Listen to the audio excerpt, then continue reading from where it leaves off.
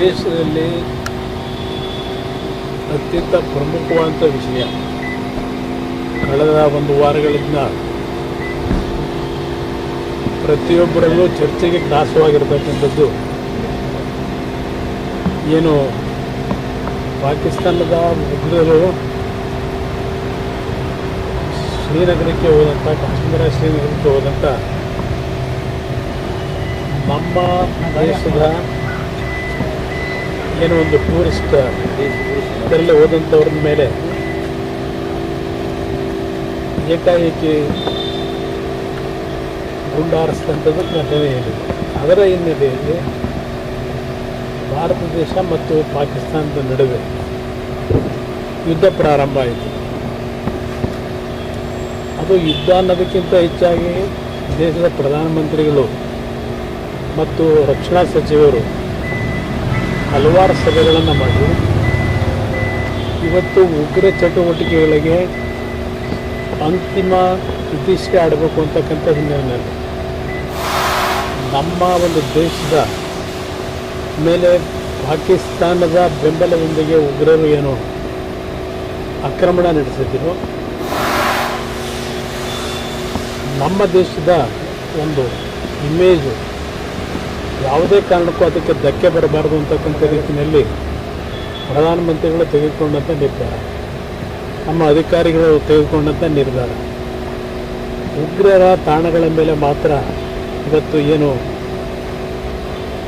ಅವರಿಗೆ ಒಂದು ಶಿಕ್ಷೆ ಕೊಡಬೇಕು ಅಂತಕ್ಕಂಥ ದೃಷ್ಟಿಯಿಂದ ಇವತ್ತು ನಮ್ಮ ದೇಶದ ಸೈನಿಕರು ಇವತ್ತು ಅತ್ಯಂತ ದೇಶಕ್ಕೆ ಗೌರವ ತರ್ತಕ್ಕಂಥದ್ದಿರ್ಬೋದು, ನಾಡಿನ ಜನತೆಗೆ ರಕ್ಷಣೆ ಕೊಡ್ತಕ್ಕಂಥದ್ದಿರ್ಬೋದು, ಅದರಲ್ಲಿ ಅತ್ಯಂತ ಯಶಸ್ವಿಯಾಗಿ ಕಾರ್ಯನಿರ್ವಹಣೆ ಮಾಡಿದ್ದಾರೆ.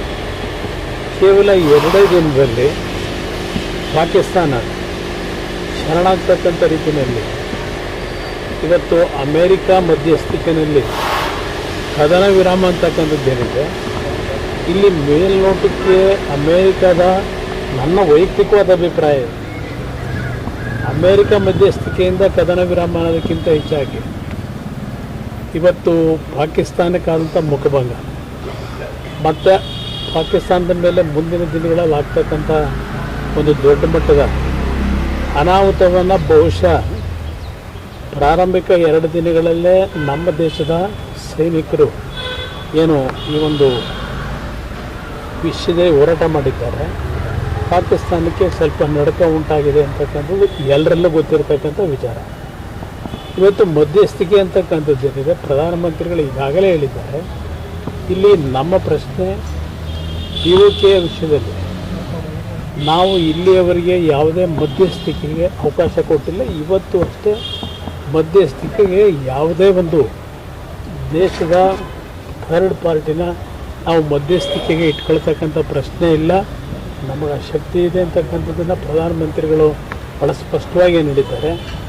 ಆ ಹಿನ್ನೆಲೆಯಲ್ಲಿ ಇವತ್ತು ಏನು ಚರ್ಚೆಗಳಾಗಿದೆ, ಇವತ್ತು DGMOಗಳ ಸಭೆ ಆಗಬೇಕು ಅಂತಕ್ಕಂಥದ್ದೇನಿದೆ, ಸಾಯಂಕಾಲಕ್ಕೆ ಅದು ಮುಂದೋಗಿದೆ ಅಂತಕ್ಕಂಥದ್ದು ನನ್ನ ಗಮನಿಸಿದೆ. ನೋಡೋಣ ಏನೇನಾಗುತ್ತೆ. ಸರ್, ಇನ್ನೊಂದು ಕಡೆ ವಾರ ಆಗಬೇಕಿತ್ತು ಅನ್ನೋದು, ಯಾಕಂದರೆ ಈ ಸರಿಯಾದ ಸಂದರ್ಭ ಎರಡು ಥರ ಅದು ಒಪಿನಿಯನ್ಗಳಿವೆ. ಯುದ್ಧ ಇವತ್ತು ಸಂಪೂರ್ಣವಾಗಿ ಪಾಕಿಸ್ತಾನವನ್ನು ಮಟ್ಟ ಆಗ್ತಕ್ಕಂಥ ನಿಟ್ಟಿನಲ್ಲಿ ಯುದ್ಧ ಆಗಬೇಕಾಗಿತ್ತು ಅನ್ನೋದು ಒಂದು ವರ್ಗದ ಜನತೆಯ ಭಾವನೆ ಇದೆ. ಆದರೆ ಇಲ್ಲಿ ನಮಗಾಗ್ತಕ್ಕಂಥ ಪ್ರಾಣಹಾನಿಗಳಿರ್ಬೋದು ನಮ್ಮ ಯೋಧರ ಮೇಲೆ, ಮತ್ತು ನಾವು ನಮ್ಮ ಶಕ್ತಿ ಇದೆ ಅಂತ ಹೇಳಿ ಈ ಶಕ್ತಿಯನ್ನು ಇವತ್ತು ದೊಡ್ಡ ಮಟ್ಟದಲ್ಲಿ ನಾವು ಇನ್ನೊಂದು ದೇಶದ ಮೇಲೆ ಮತಪ್ರಹಾರ ಮಾಡಿದ್ರೆ, ಇವತ್ತು ಉಕ್ರೇನ್ನಲ್ಲಿ ವರ್ಷದಲ್ಲಿ ನಡೀತಿರ್ತಕ್ಕಂಥ ನೋಡ್ತಾ ಇದ್ದೇವೆ ಕಳೆದ 1 ವರ್ಷಗಳಿಂದ ಇವತ್ತು ಏನು ಸಾಧನೆ ಮಾಡ್ತಾ ಇದ್ದಾರೆ. ಅದರಿಂದ ಇಲ್ಲಿ ಅವರು ಬುದ್ಧಿ ಕಲಿಬೇಕು ಪಾಕಿಸ್ತಾನದವರು. ಇಲ್ಲಿ ವಿಶ್ವಕ್ಕೆ ಒಂದು ಸಂದೇಶವನ್ನು ಪ್ರಧಾನಮಂತ್ರಿಗಳು ಕೊಟ್ಟಿದ್ದಾರೆ ಅನ್ನೋದು ನನ್ನ ಅಭಿಪ್ರಾಯ. ಈ ವಿಷಯದಲ್ಲಿ ಕಾಶ್ಮೀರದಲ್ಲಿ ಇಲ್ಲ, ಮೊನ್ನೆ ನನಗೆ ವಿಷಯ ಗೊತ್ತಾದ ತಕ್ಷಣ ನಮ್ಮ ಇಲಾಖೆಯಿಂದ ಡೆಪ್ಯೂಟ್ ಮಾಡಿ ಆ ವಿದ್ಯಾರ್ಥಿಗಳನ್ನು ಇವತ್ತು ಬೆಂಗಳೂರು ಕರ್ಕೊಂಬರ್ತಕ್ಕಂಥ ಎಲ್ಲ ಏರ್ಪಾಡಾಗಿದೆ. ನನ್ನ ದೆಹಲಿಗೆ ಬಂದಿದ್ದಾರೆಲ್ಲ ಸುರಕ್ಷಿತವಾಗಿದ್ದಾರೆ. ಸರ್, ಒಂದು ಸರ್ ಅಮೆರಿಕ ಮಧ್ಯಸ್ಥಿಕೆ ವಹಿಸಿದ್ರು ಕೂಡ ಪಾಕ್ ಅವರ ಒಕ್ಕೂಟದ ಮತ್ತೆ ಅವರ ಇಲ್ಲ ಅವ್ರು ಏನೇ ಒತ್ತಡ ಮಾಡಕ್ಕೆ ಹೋದ್ರು ಅಂತಿಮವಾಗಿ ಅವರಿಗೆ ದೊಡ್ಡ ಮಟ್ಟದ ಪೆಟ್ಟು ಬೀಳ್ತಕ್ಕಂಥದ್ರಲ್ಲಿ ಸಂಶಯ ಇದೆ. ಈ ಏನು ನಡೆದಿದೆ 2 ದಿನಗಳ ಒಂದು ಕದನ ಭಾರತದ ಶಕ್ತಿ ಏನು ಅಂತಕ್ಕಂಥದ್ದು ನಮ್ಮ ಸೈನಿಕರು ತೋರಿಸಿದ್ದಾರೆ. ಅವರು ಈ ಎಚ್ಚೆತ್ತುಗಳೇ ಇದ್ದರೆ ಸಂಪೂರ್ಣ ಸರ್ವನಾಶ ಆಗ್ತದೆ ಅಷ್ಟೇ ಪಾಕಿಸ್ತಾನ. ಅದಕ್ಕೆ ಅವರು ಎಚ್ಚರಿಕೆಯಿಂದ ತೀರ್ಮಾನ ಅವರು ತೆಗೆದುಕೋಬೇಕು. ನೋಡೋಣ ಏನೇನಾಗುತ್ತೆ. Thank you sir.